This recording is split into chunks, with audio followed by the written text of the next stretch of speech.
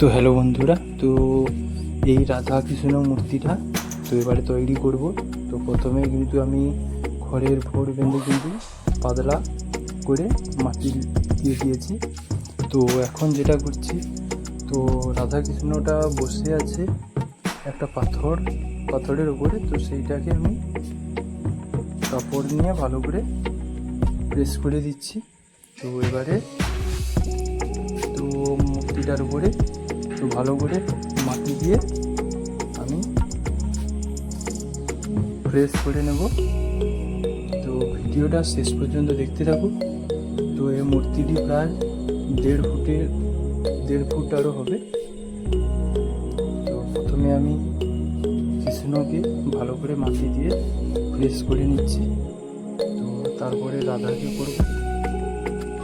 তো এই মূর্তিটা পাথরের উপরে বসে আছে, সেরকম একটা স্টাইলে তৈরি করা হচ্ছে। তো প্রথমে আমি মাটি দিয়ে প্রথম যে ধাপ সেইটা আমি তৈরি করা আজকে ভিডিওতে দেখাবো।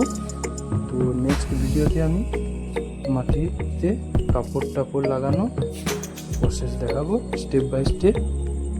তো বন্ধুরা দেখতে থাকো ভিডিওটা। তো আর এই রকম মূর্তি যদি কারোর লাগে তো কমেন্ট করতে পারো। তো শেষ পর্যন্ত দেখো।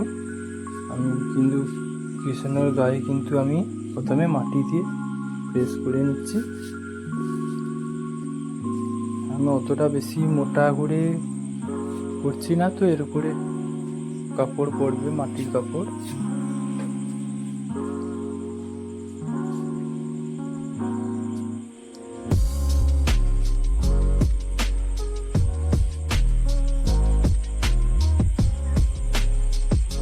তো বন্ধুরা, চ্যানেলে নতুন হলে চ্যানেলটি সাবস্ক্রাইব করে রাখো।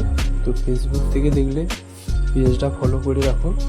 তো এই রকম ভিডিও পাওয়ার জন্য এই রকম মাটির মূর্তির কাজ আমি দেব এই পেজে।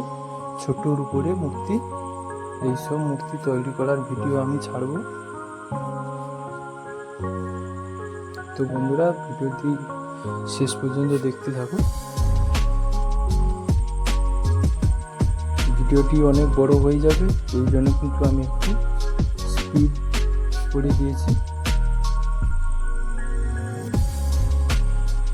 তো বন্ধুরা, এরপরে কি ঠাকুরের ভিডিও দেখতে চাও কমেন্ট করে জানাবে। আমি চেষ্টা করব সেই মূর্তি বানানো। তো এই যে মূর্তিগুলো বানাবো পুরো মাটির উপরেই, মাটির গয়না, মাটির কাপড়, মাটির চুল সব কিছু কিন্তু মাটি দিয়েই তৈরি করার চেষ্টা করব মূর্তিটা। তো বন্ধুরা দেখতে থাকো। এর আগে একটি সরস্বতী মূর্তির বানানোর ভিডিও দিয়েছি, সেটাও কিন্তু মাটির সব কিছু। চাইলে সেই ভিডিওটাও দেখতে পারো।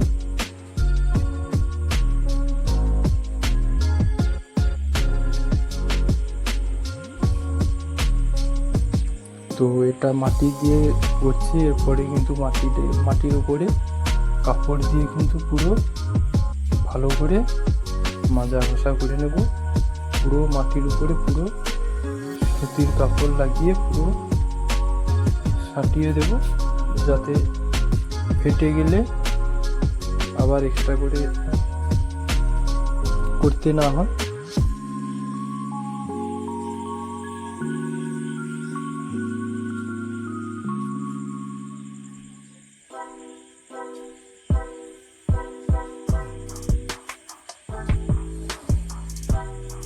তো এটা হয়ে গেলে এরপরে রঙের ভিডিও নিয়ে আসবো। তো বন্ধুরা, পেজটি ফলো করে রাখবে সবাই।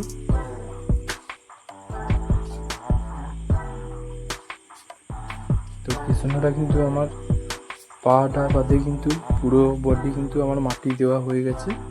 তো এবারে রাধার গায়ে মাটি দেওয়া শুরু করেছি।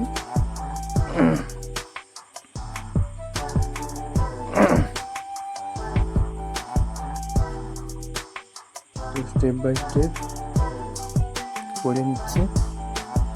তো এটা কিন্তু শুকনো হলে এরপরে মাটির কাপড় দেব নেক্সট ভিডিওতে। তো আমি কিন্তু এরকম ছোট ছোট ডাইস বানিয়ে রেখেছি।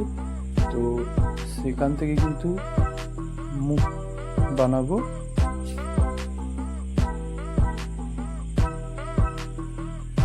তো এইরকম 1.5 ফুট 2 ফুট যদি মূর্তি কারোর লাগে যোগাযোগ করতে পারো, কারণ আমি বেশি বড় মূর্তি বানাই না, ছোটোর উপরে বানাই।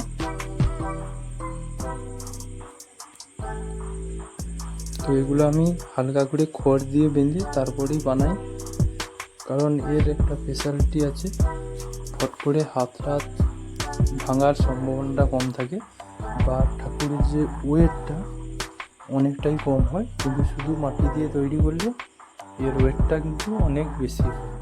তো এটা খড় দিয়ে কিন্তু তৈরি করলে ঠাকুরের ওয়েটটা অনেকটাই কম হয়। তো এই জন্য কিন্তু খড় দিয়েই বানানোর চেষ্টা করি।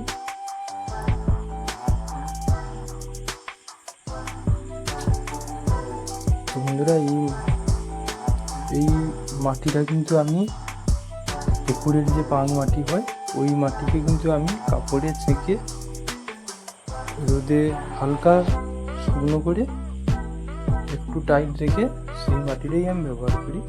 একবারে স্মুথ হয়ে যায় মাটিটা, ওই মাটিটা সব কাজে লেগে যায়, আঙুল বানানো থেকে মুখের ডাইস বানানো থেকে সব কিছুতে কিন্তু ওই মাটিটা লেগে যায়।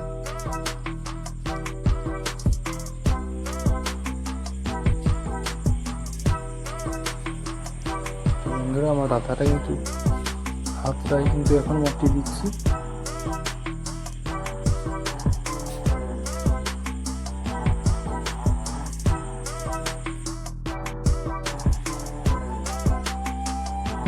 তো বন্ধুরা, রাধাটা কিন্তু এবারে কমপ্লিট করে নেব।